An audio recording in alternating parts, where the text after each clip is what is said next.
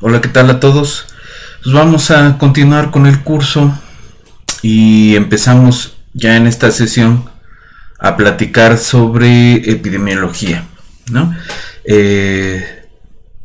Vamos a aplicar un poco lo que estuvimos viendo en ecología con estos sistemas cooperativos, competitivos, etcétera.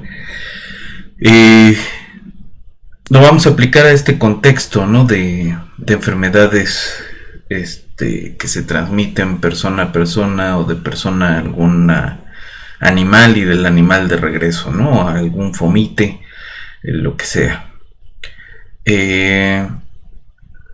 Aquí también pues vamos a tenernos que meter con la herramienta que ya estuvimos revisando. Vamos a utilizar ecuaciones diferenciales, vamos a utilizar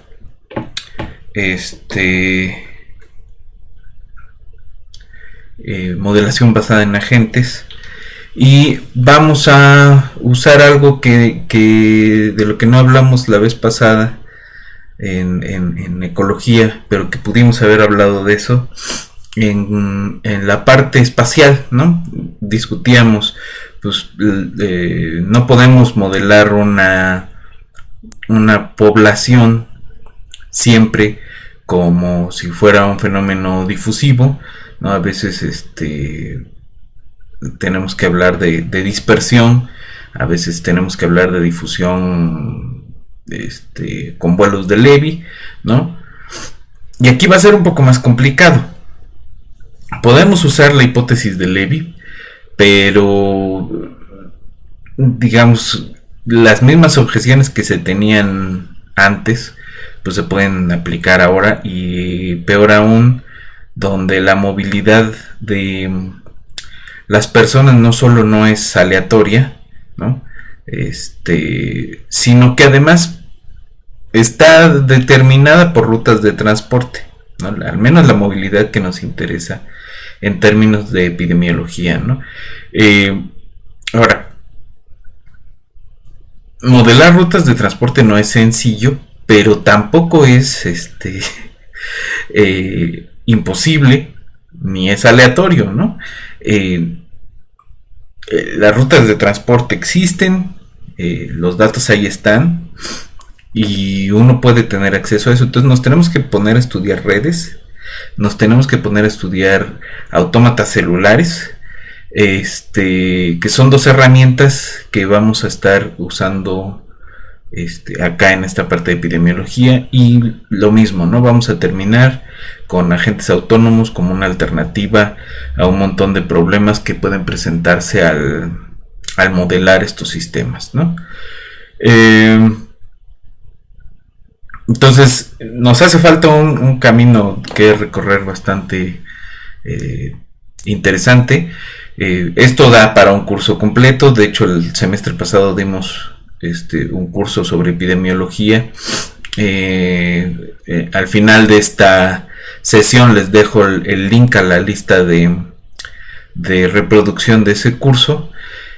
Aquí vamos a estar tocando algunos de los puntos que tocamos en esa ocasión, pero no con tanta profundidad, ¿no? Tenemos que hablar de algunos temas concretos. Tenemos que hablar sobre cómo modelamos la transmisión de enfermedades en distintos ámbitos, ¿no?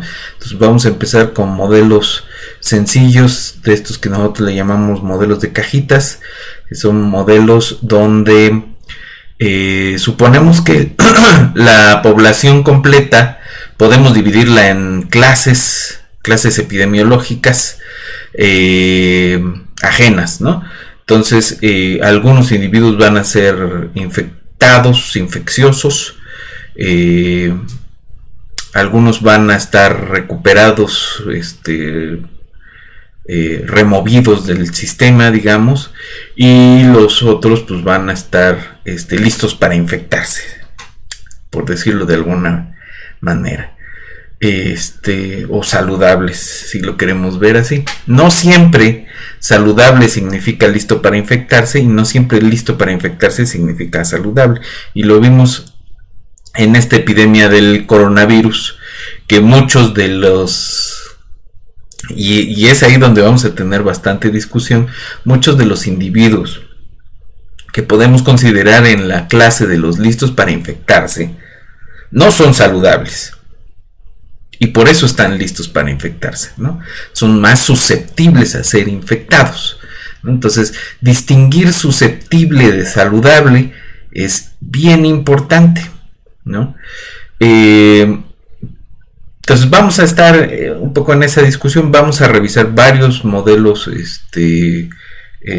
al menos 3 o 4 modelos en ecuaciones diferenciales que son clásicos, ¿no? Vamos a ver el de McKendrick y Kermack, que es el famoso modelo SIR. Vamos a revisar el modelo de Ross McDonald para paludismo. Revisaremos algún modelo de infecciones de transmisión sexual. Ahí no estoy seguro si nos echamos uno que se le debe a Novak y a May, esto para modelar VIH, transmisión de VIH, o bien podríamos retomar un modelo de VPH que se le debe a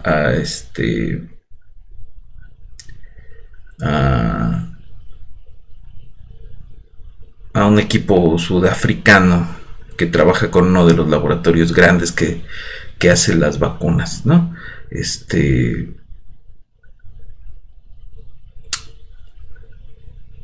No estoy seguro cuál de esos dos, pero tendremos que hablar de infección de transmisión sexual vía ecuaciones diferenciales. Vamos a ver los problemas que eso puede tener.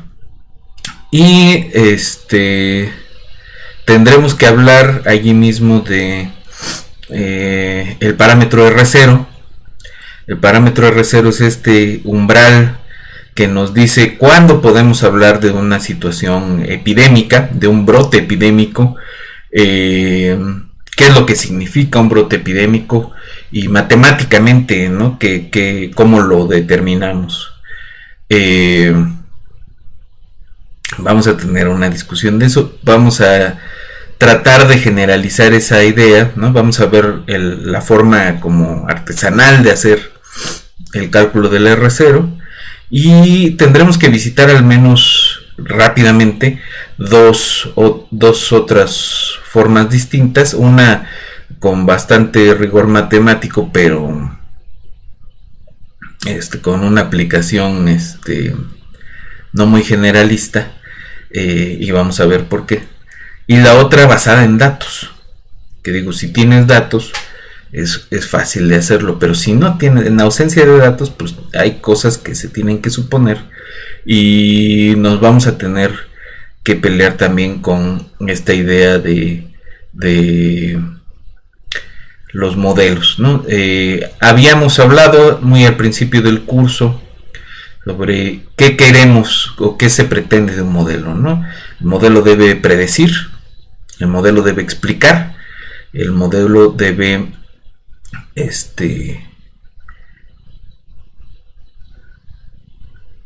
predecir,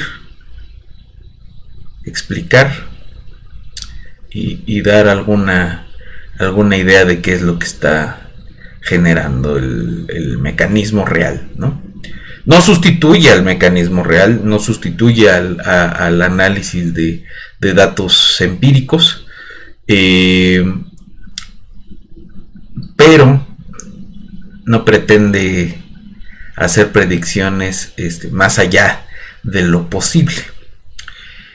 Y esto viene a colación otra vez con la situación que estamos todavía viviendo con el COVID, ¿no?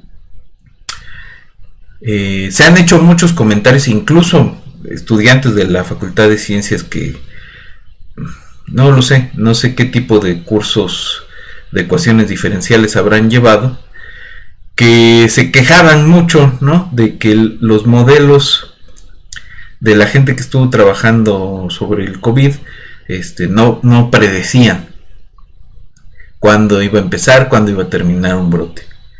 Pero predijeron de forma gruesa que iba a haber tantos brotes, ¿no? no le atinaron a las semanas, pero le atinaron, por ejemplo, a un rango de 3 semanas o de 4, ¿no? Algunos pudieron predecir comportamientos cualitativos. Y ahí viene la otra parte, ¿no? La parte que sí es crítica. Entonces, no le podemos pedir demasiado a un modelo, efectivamente. Modelos es una simplificación que nos ayuda a entender algunas cosas.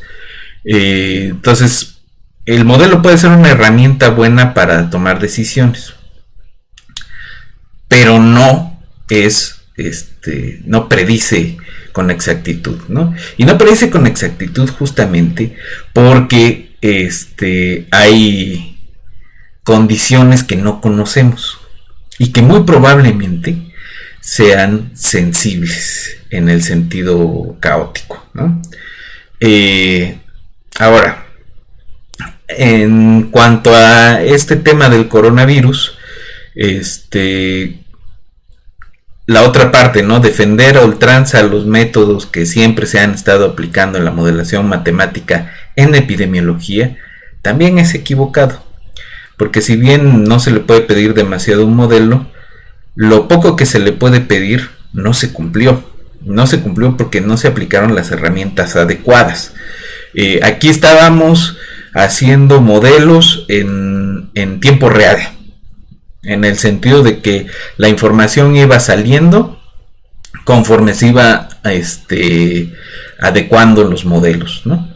Entonces era una carrera contra tiempo y perdimos completamente, ¿no? Con la información que se tenía, las autoridades pues tomaron las decisiones que se podían tomar en ese momento y hemos ido saliendo, ¿no? Pero como científicos quedamos debiendo, ¿no? Quedamos debiendo además porque estamos en un país donde la ciencia se paga con dinero público, ¿no? Entonces hay una responsabilidad ahí donde quedamos a deber, ¿no? Y quedamos a deber, dicen algunos, ¿no? Algunos que dicen ser expertos en sistemas complejos, es que el problema fue el elemento humano. Pero ahí hay una incapacidad epistémica de esta gente de entender que un sistema epidemiológico así es un sistema de actividades humanas. Es esencialmente un modelo de actividad humana social. La gente no se infecta porque el bicho esté volando en el aire. La gente se infecta porque tiene actividad donde tiene contacto con otra persona. Eso implica un entendimiento de las costumbres sociales de las personas. Y no lo estamos entendiendo. Y no tenemos las matemáticas para entenderlo con la profundidad necesaria. No tenemos. Es una buena noticia porque si asumimos ese reto, pues tenemos un campo fértil para ponernos a trabajar. Pero si no lo asumimos, es un pretexto. Es un pretexto para los señores gran científicos que no quieren que se les cuestione su falta de habilidad en esta situación de emergencia, ¿no? Y la gente está en su derecho de cuestionar esa falta de habilidad. Y habrá que asumir lo que haya que asumir, cada quien desde su trinchera, ¿no? Pero bueno, estaremos hablando de los métodos matemáticos para abordar estos problemas, de los métodos que hay, de los métodos que pueden desarrollarse. Tendremos que hablar, les decíamos, del parámetro R0 y de cómo calcularlo, de cómo curar los datos, qué tanto nos pueden decir los datos y qué tenemos que asumir también respecto a los datos, ¿no? Siempre vamos a tener datos incompletos, que fue otra discusión también ahí, ¿no? Es que el gobierno no nos da los datos completos, es que nadie tiene datos completos y hay que aprender a trabajar con datos incompletos y hay que decirle a la gente, explicarle que siempre trabajamos con datos incompletos, ¿no? Finalmente, la modelación basada en agentes va a ser una herramienta que retoma un montón de cosas, una herramienta múltiple, que nos puede ayudar también a dar un avance un poco más allá. ¿Por qué? Porque con modelación basada en agentes, al menos en uno de sus sesgos, podemos hablar sobre las decisiones de las personas y cómo toman las decisiones esas personas. Aproximándonos a personas más reales, digo todavía de computadora, pero un poco más reales en el sentido de que pueden tomar decisiones que no son completamente racionales y que a veces son irracionales.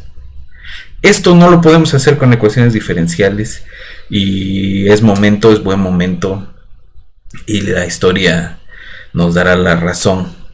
Es buen momento de dar una revisada a nuestra caja de herramientas y dejar descansar nuestro martillo de siempre al menos una temporada. Entonces, pues vamos a empezar, vamos un rato al pizarrón, hacer una introducción de esto y continuamos, ¿no? Entonces, vámonos al pizarrón.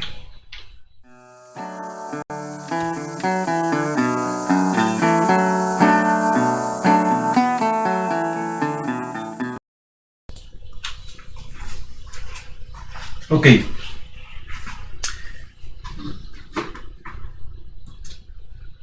Entonces, vamos a empezar explicando algunas cosas del marco teórico que vamos a estar trabajando. En epidemiología matemática, uno de los de las formas de hacer estos modelos es usando lo que se conoce como modelos compartimentales.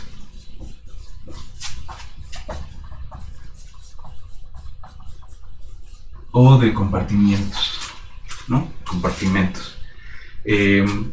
Los modelos en compartimentos, les decía, suponen que hay en un sistema distintas clases de personas o de individuos, y los dos principales van a ser siempre los susceptibles y los infecciosos, que también podrían ser simplemente infectados, ¿no? Es decir, aquellos que están listos para ser infectados y aquellos que están listos para infectar, ¿no? Entonces, un poco esa es la idea de esto.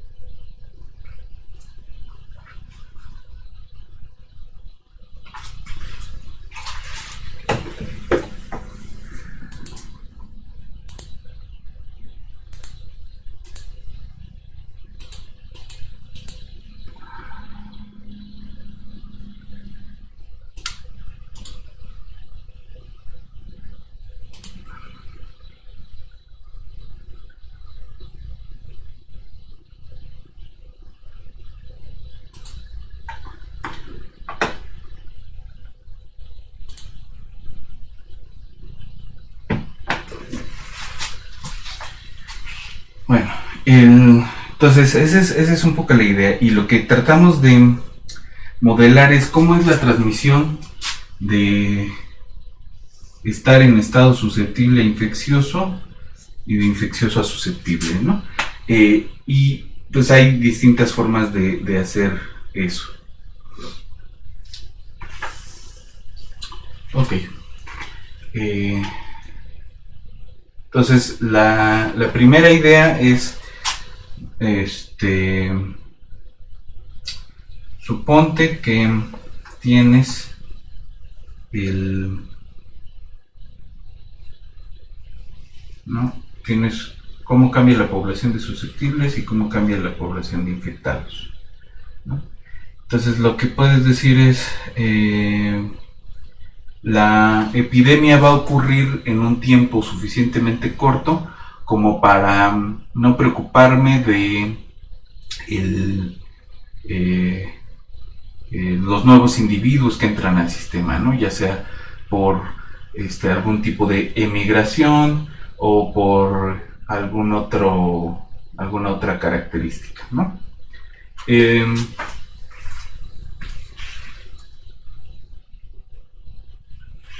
Entonces, la pregunta es, ¿cómo es la transmisión? ¿No? Entonces, podemos suponer que a una tasa constante ocurre la transmisión de algún tipo de patógeno, ¿no? Entonces, los susceptibles dejan de serlo a una tasa constante, ¿no? Entonces, a una tasa constante,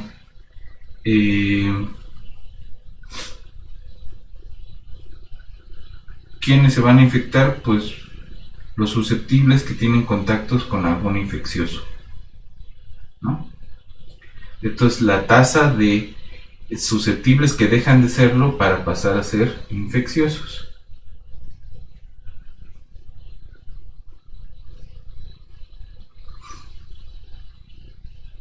Y estamos suponiendo que toda la población, N es el total de la población, o es susceptible o es infectado, ¿no? En el tiempo que sea, ¿no? Entonces, en el tiempo T, o tenemos susceptibles o tenemos infectados, pero no hay más que eso, ¿no?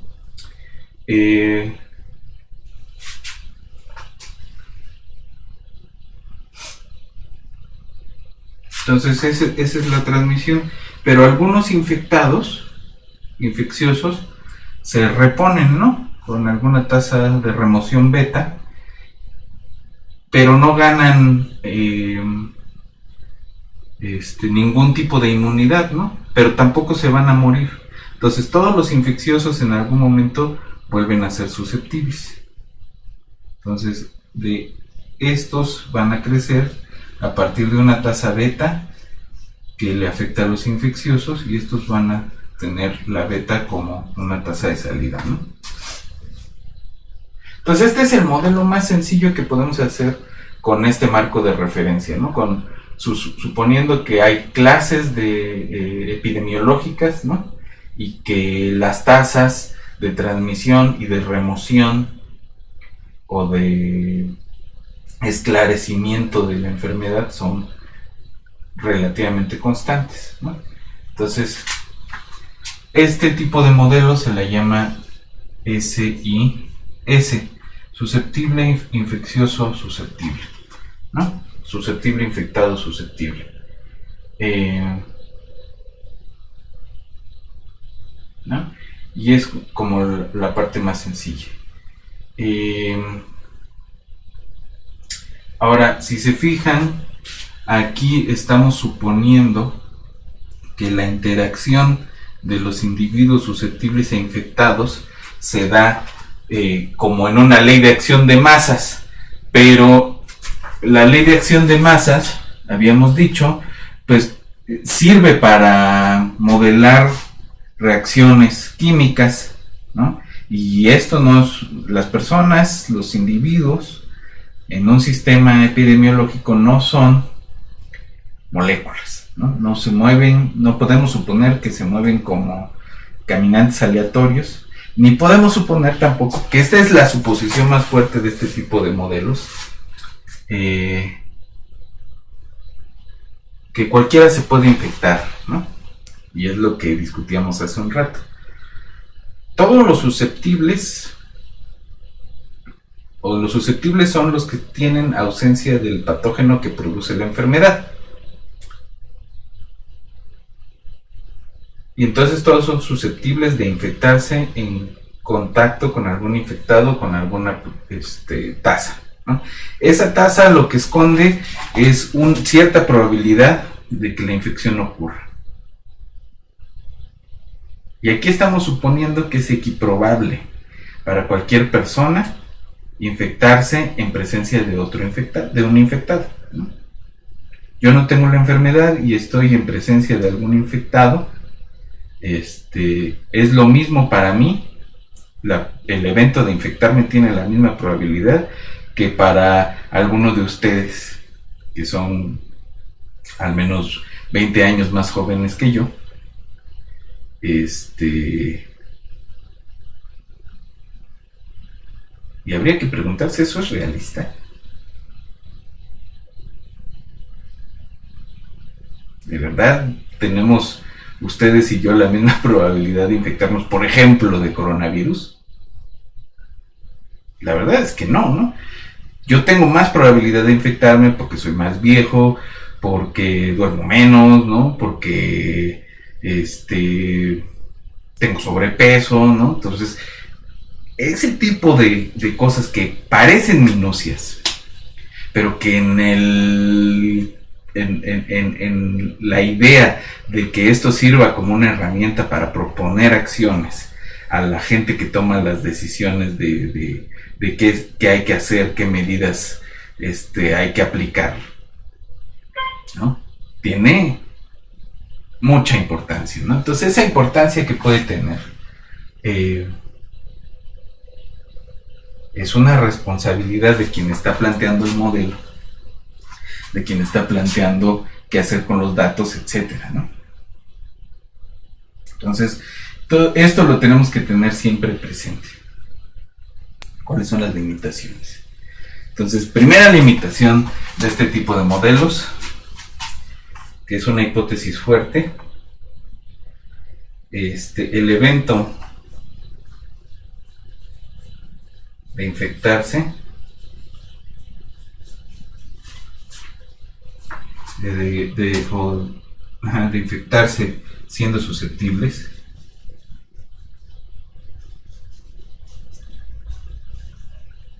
es equiprobable.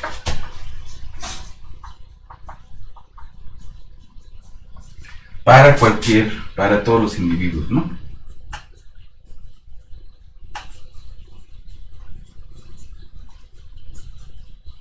En la clase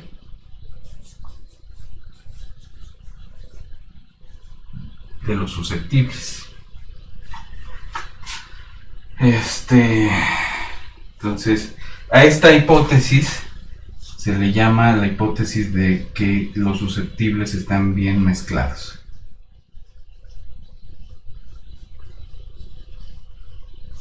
¿No? O que la población está bien mezclada, y no es cierto, tampoco la población, es decir, no cualquiera se va a infectar, no cualquiera te puede infectar, ¿no? Entonces, esa suposición fuerte sobre la cual recae este tipo de modelos, esta idea, es una sobresimplificación del sistema. Si quieren, necesaria para hacer el planteamiento matemático, pero aún así es una simplificación muy fuerte. La hipótesis 2 es que las tasas de transmisión y remoción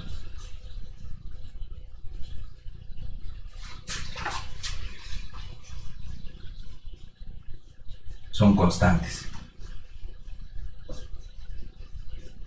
O si quieren decirlo más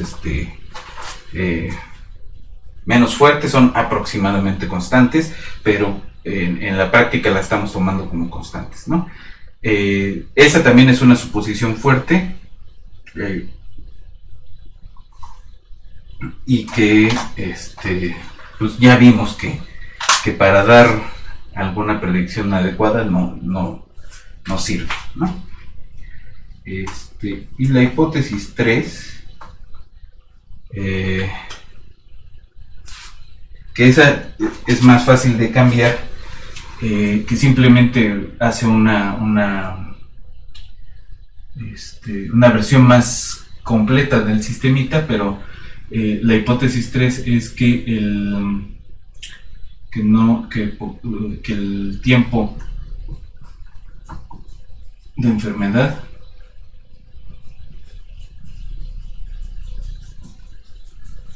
es rápido comparado con la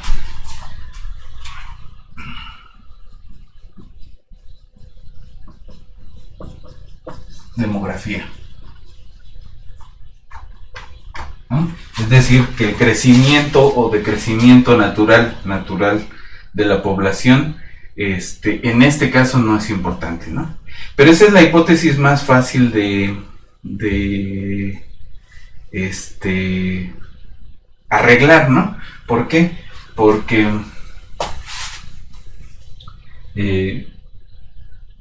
pues basta con meter, por ejemplo, una tasa de mortalidad natural y una tasa de individuos nuevos, ¿no? Suponemos que todos los individuos nuevos son susceptibles, ¿no?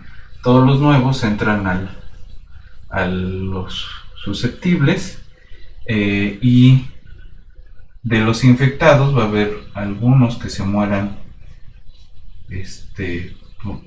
por muerte natural, ¿no? Y ya, eso balancea el crecimiento y decrecimiento. Ahora, hay gente que hace este ejercicio, ¿no? De completar con la demografía, ¿no? Dicen, pues hago mi modelo sin la hipótesis 3, pero es una tranza a veces porque lo que dicen es, bueno, la tasa de individuos nuevos es como la mu de la n, ¿no? Entonces lo balancea, o sea, es como no hacer nada, ¿no? Es decir, la mu de i y la mu de s suman lo mismo que la delta y es como no tener absolutamente nada, ¿no? Entonces cuando vean una hipótesis así es que se están haciendo pelotas, aunque lo quieran hacer ver más realista, ¿no? Pero bueno, digamos, la hipótesis 3 es la más sencilla de arreglar. Luego la hipótesis 2, se puede pensar que esta alfa no es una constante, sino que es una función, ¿no? ¿De quién va a depender? Pues de la i, de la s y de algún parámetro, ¿no? No sé qué parámetros. Y aquí tenemos esa misma tasa. Y a veces los parámetros son difíciles, ¿no? La tasa de remoción, aunque casi siempre, ¿no? Digamos que es un promedio de alguna función, ¿no? De alguna función g que depende de t y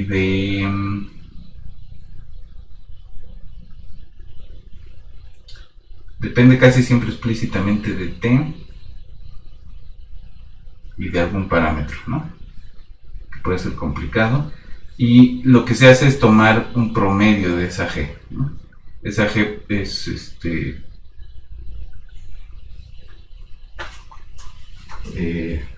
pues puede ser cualquier cosa, pero lo que se hace es tomar un promedio y la f pues se aproxima de otra forma, ¿no? Lo que pasa con la f es que los parámetros pueden no ser sencillos de encontrar y entonces lo que se hace es un ajuste a datos y lo que se obtiene es una distribución de probabilidad, ¿no? Entonces esa también se puede arreglar tratando de salvar el formalismo, aunque es más complicado. Es complicado en dos sentidos. Una, pues necesitas un poco más de teoría y dos, necesitas datos para aproximarlo y no siempre se tienen datos, ¿no? Pero digamos hay forma de salvar el formalismo. Esta es la más complicada y hay como varios intentos de arreglarla, ¿no? La más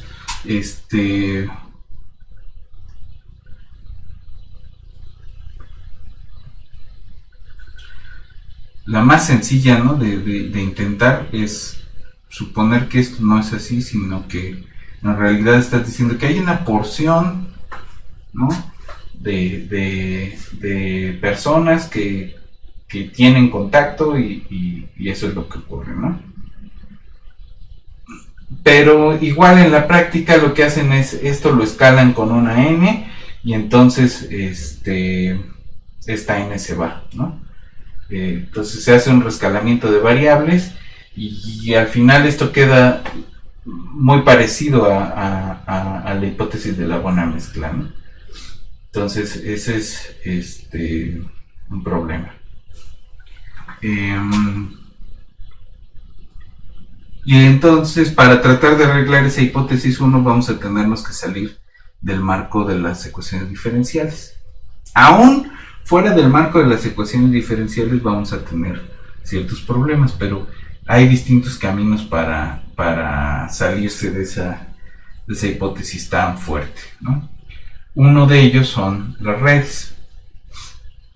Entonces déjenme darles una idea somera de un modelo en redes, ¿no? Tendremos que revisar algunos rudimentos de teoría de gráficas, pero bueno, eso no lo vamos a hacer hoy. Hoy nada más quiero dar un par de ejemplos platicados, ¿no? ¿Cuál es la idea, no? Vamos a representar los individuos como nodos o bolitas, ¿no? Pues cada una de estas bolitas es un individuo. Los individuos pueden tener en esta misma idea dos estados, ¿no? El estado listo para infectarse,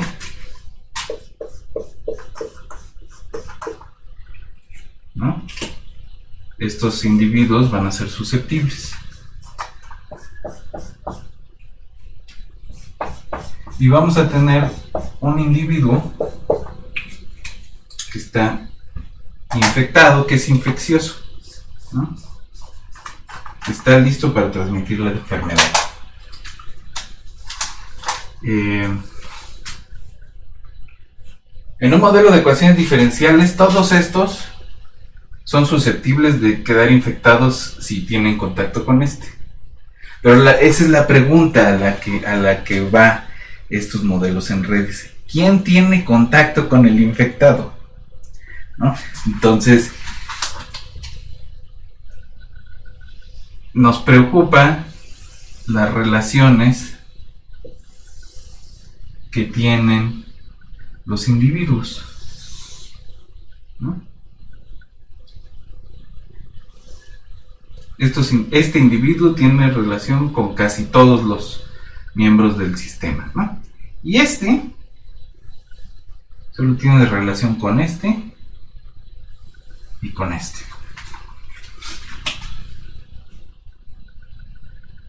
Entonces también nos da una idea de la infección en tiempos discretos, ¿no?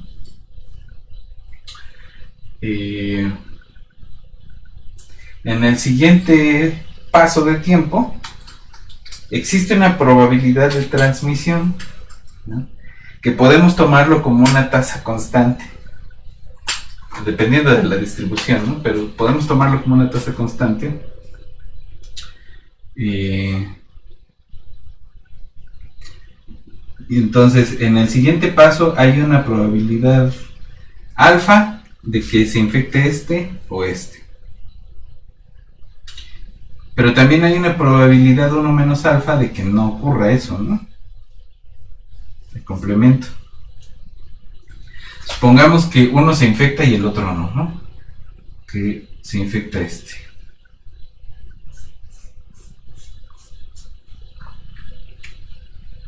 Al siguiente paso, este puede seguir enfermo o curarse, ¿no? Si sigue enfermo, podría transmitirle la infección a este. Y este podría transmitírsela a este. Y en el siguiente paso estos podrían transmitirla, y si llega a este, ese es el punto peligroso, porque Si estos dos no fueron infectados en el paso anterior, en el siguiente podrían infectarse si la infección de este dura suficiente tiempo, ¿no? Y se esparció. Pero ese es un camino nada más, ¿no? Es el peor de los caminos. Supongamos que este no fue infectado en el primer paso, que este sí fue infectado en el primer paso, ¿no?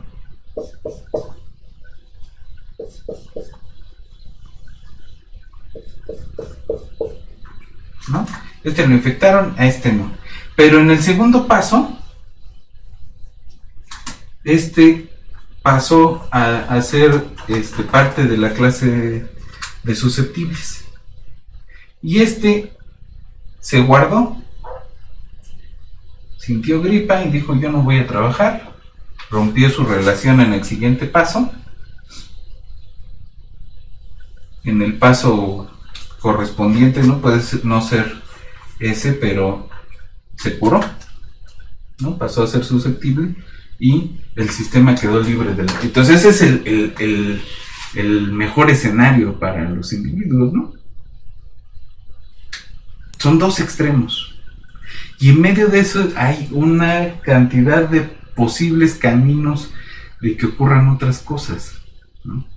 Entonces, ¿quién puede ser infectado por una persona que tiene el patógeno? No cualquiera, ¿no? Alguien que tiene un contacto efectivo, ¿no? Esta relación depende de la enfermedad, ¿no? La relación que hay entre los nodos, entre los individuos. Esa relación puede ser de contacto casual en el transporte, ¿no? Esto podría ser una red de transporte, o estar montado en una red de transporte. Todos estos son usuarios de la misma ruta y este no, ¿no? Pero este y este comparten una ruta, y este comparten una ruta, ¿no? Que era nuestra red original, así, ¿no? O podrían ser, amigos, ¿no? Estos dos tienen contacto con pero este no conoce a los demás. Puede ser una red social. O podría tratarse de alguna infección de transmisión sexual, ¿no? Este tiene un montón de parejas, o tuvo, o tiene, ¿no? Y este tiene relación con y con este. Puede ser una relación de tiempo o una relación actual, ¿no? Este tiene relación con pero también con ¿no? Entonces, depende cuál es la relación entre los individuos, cómo vamos a hacer la red de contactos, ¿no? Esta es una red de contactos, y sobre la red de contactos es que se produce un posible contagio. Eso nos va a permitir empezar a hablar de mecanismos de control. En la versión de ecuaciones diferenciales, ¿cómo plantearíamos un mecanismo de control, ¿no? ¿Cómo plantearíamos una cuarentena? Pues agarramos una porción de personas y que sabemos que están infectadas y las sacamos del sistema de alguna forma, ¿no? Y otra vez es como meter la mano en una bolsita y a ver qué sacas, ¿no? Es decir, es equiprobable que a alguien le toque la cuarentena. Acá no. Acá podemos decir, bueno, los que muestran síntomas los vamos a sacar del sistema. Ese proceso se llama percolación, ¿no? Es una percolación en redes, y lo que nos va a permitir es tener el umbral otro, ¿no? Si tenemos un umbral de personas infectadas que pueden transmitir, lo que podemos hacer es quitar tantas aristas que salgan de infectados, ¿no? Quitar las relaciones, al menos momentáneamente. Eso es una cuarentena, ¿no? Las relaciones de contacto efectivo, y podemos detener que se esparza la infección, ¿no?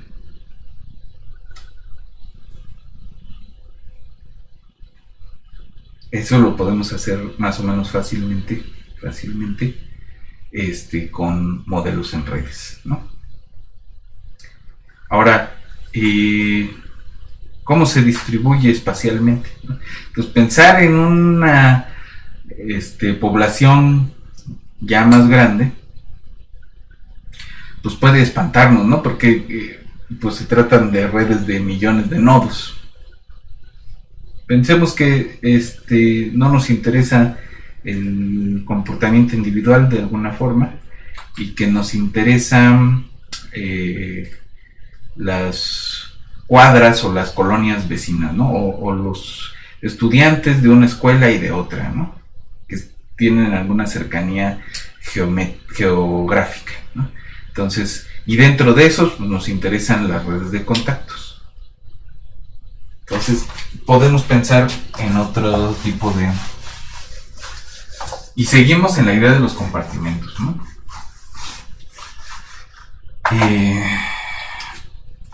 En otro tipo de modelo, ¿no? Entonces, supongamos que en una latiz cuadrada podemos representar a un grupo de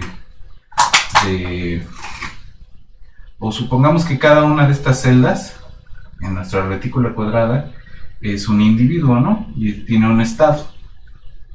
Digamos que esta es la celda IJ, y entonces este es el estado IJ al tiempo t, ¿no?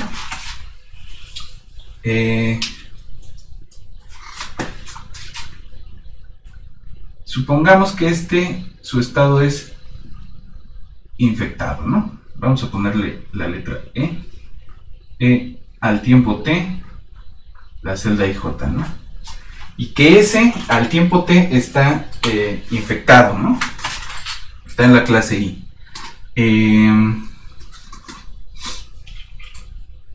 ¿A quién puede infectar ese? Pues depende, ¿no? Puede infectar a sus vecinos en ese paso, ¿no? Y nuevamente nos interesan los vecinos que tienen contactos efectivos. Y hay dos suposiciones en una retícula cuadrada. Los vecinos son estos,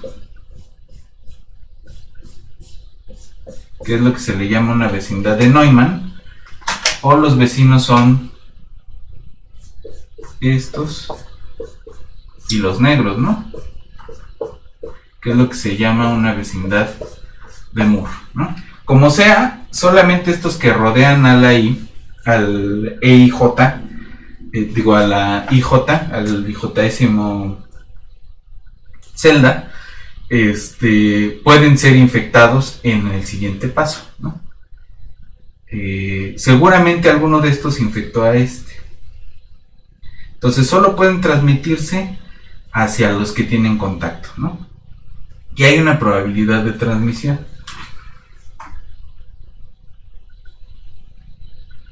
Ahora, si su estado era susceptible, tiene dos posibilidades, ¿no? Si tiene algún vecino y con cierta probabilidad, ¿no? Entonces el estado al tiempo t de la celda IJ va a ser ¿quién? Va a ser susceptible si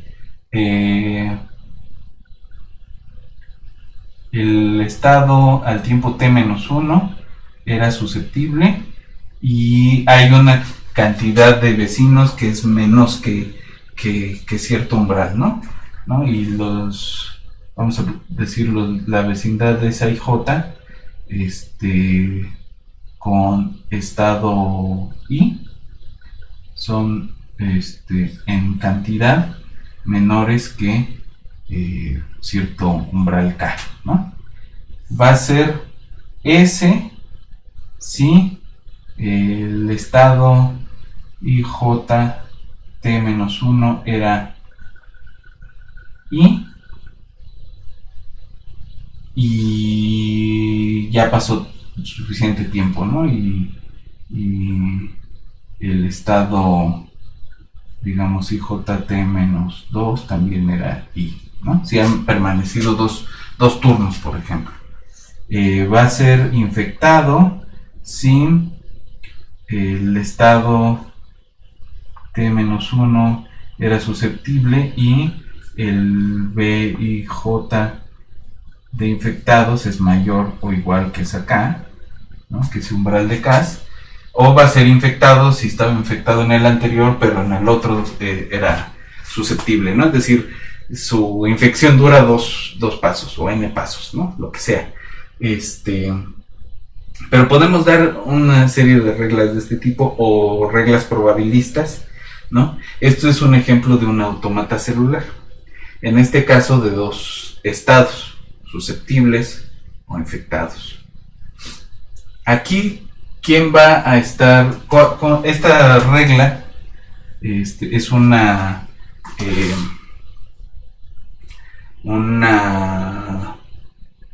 versión de lo que se conoce como la regla de la mayoría, ¿no? Si tienes algo más que un umbral, te puedes infectar, y si no, pues te quedas como susceptible. Entonces, si tienes muchos contactos, seguro te infectas, ¿no? Entonces es otra idea como de la buena mezcla, pero nos permite tener una distribución como una visión como espacial, ¿no? Discreta, a tiempos discretos también. Entonces vamos a revisar esta parte, pero lo vamos a hacer con más estados, ¿no? Con unos autómatas que se llaman de Greenberg-Hastings.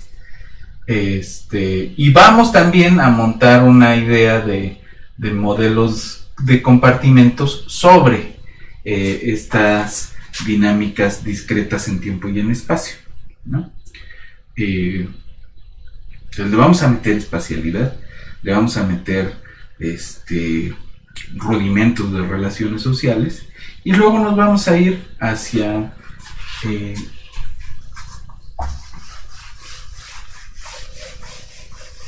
la idea de modelar individuos. Entonces este mono puede ser susceptible o infectado, ¿no? Tiene dos estados, como los autómatas celulares, pero además se mueve, y digamos que se mueve como vuelos de Levy, ¿no? Hace vuelos de Levy, ¿no? Entonces de repente está así, de repente está así, y se puede mover en una latiz cuadrada con ciertas condiciones de frontera, ¿no? Lo podemos meter en un modelo de ese tipo. Cada uno de estos individuos tiene eso, ¿no? Y si está en contacto si es susceptible y está en contacto con un infectado, con cierta probabilidad se infecta, ¿no? Esa es una idea que se llaman procesos de Markov, ¿no? Y lo podemos montar en un sistema de agentes. Entonces el rollo markoviano nos dice, pues quién sabe qué le pasó antes a tu individuo, pero si en este momento tiene contacto con un infectado, se puede infectar con cierta probabilidad, ¿no? Entonces son procesos sin memoria.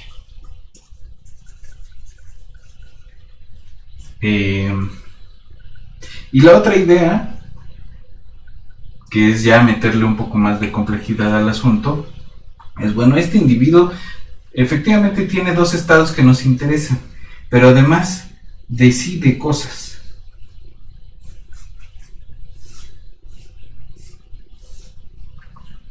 Es decir, se puede dar como un estímulo a todo el sistema, un estímulo externo que se llame cuarentena, ¿no? Sale en la tele el doctor López-Gatell y les dice a los individuos: quédense en casa.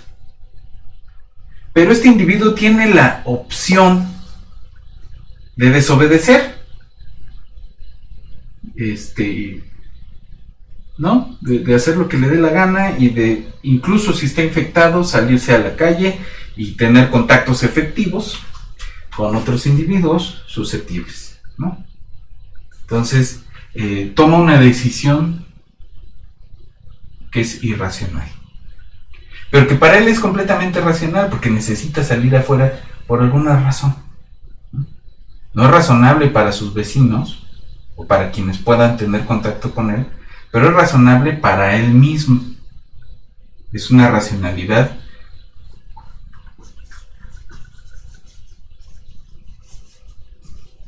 acotada.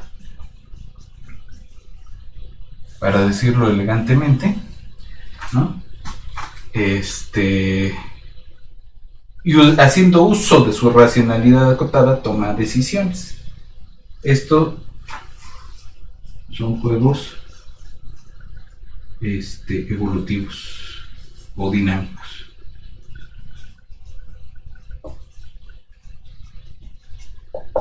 Entonces, entre estos dos extremos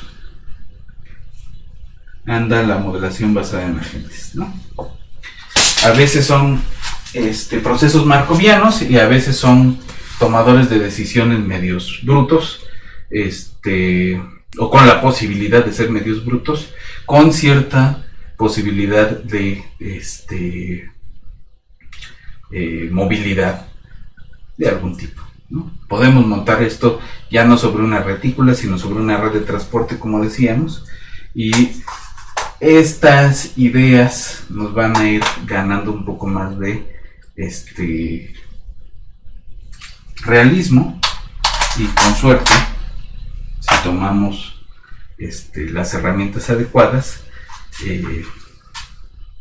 no solo realismo, sino algo más razonable, ¿no? Bueno, es la panorámica de lo que vamos a estar revisando.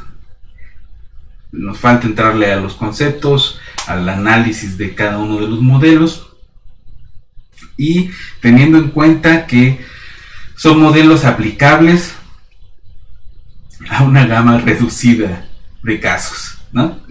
Podemos intentar hacer una teoría general. De hecho, está en el repositorio un libro de Vincenzo Capasso que trata de hacer una teoría matemática general de modelos epidemiológicos, pero si se fijan, pues muchos son basados en la hipótesis de buena mezcla, o de tiempos cortos, o de buen balance entre entradas y salidas de nuevos individuos. Entonces, no es tan amplio la aplicación a los distintos modelos, ¿no? Son bien dependientes de los parámetros, y eso es lo que siempre tenemos que tener en la cabeza, ¿no? No son extrapolables necesariamente. Entonces, nos quedamos con eso y nos vemos en la siguiente sesión.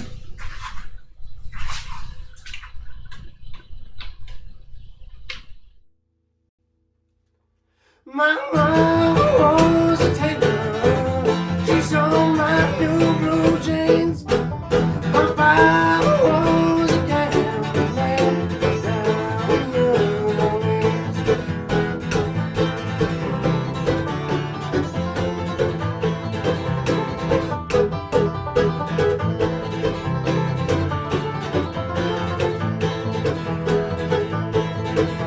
The only thing a gambler needs is a suitcase and a trunk. The only time